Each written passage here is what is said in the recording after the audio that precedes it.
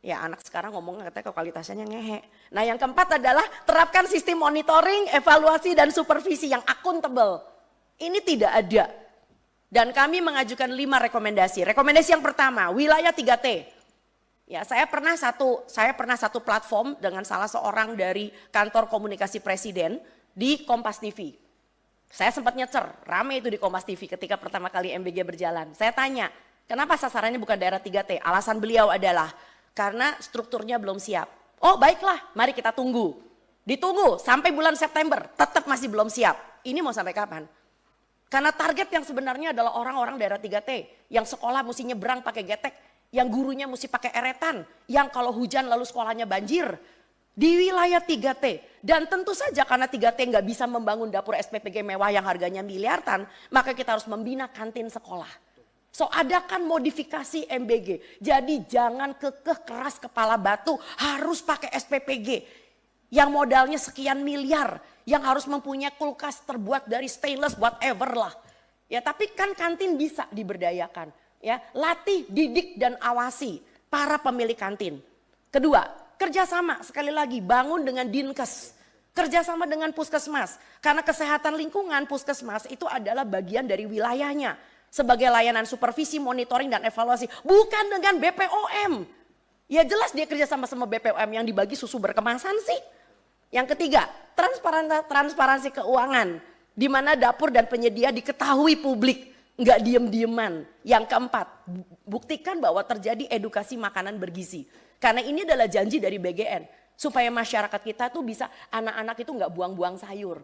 Kalau sayurnya nggak doyan, nggak semua sayur berdaun kan.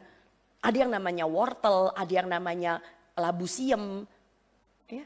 Enggak semua sayur berdaun gitu. Lalu kemudian libatkan bekerja sama dengan tenaga pelaksana gizi puskesmas.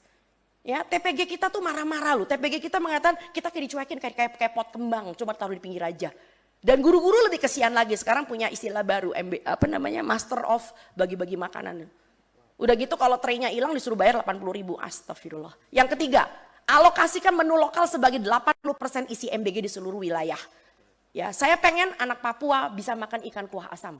Saya pengen anak Sulawesi bisa makan kapurung.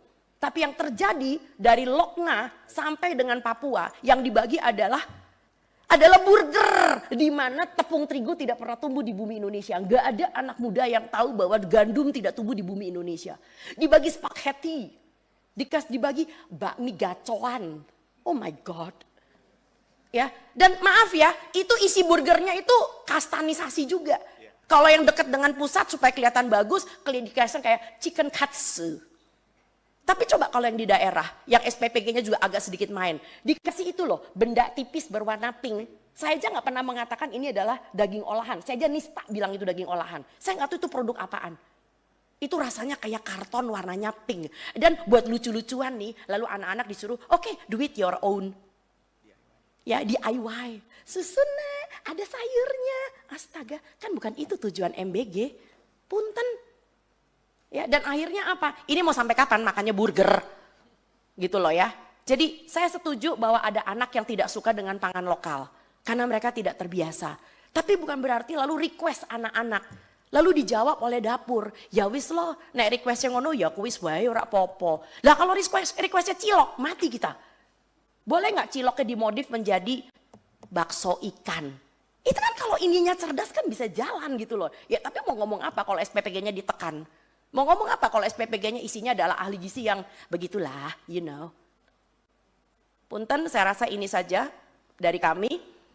Kita kembalikan kepada Pak Pimpinan. Terima kasih Pak Charles. Terima kasih Ibu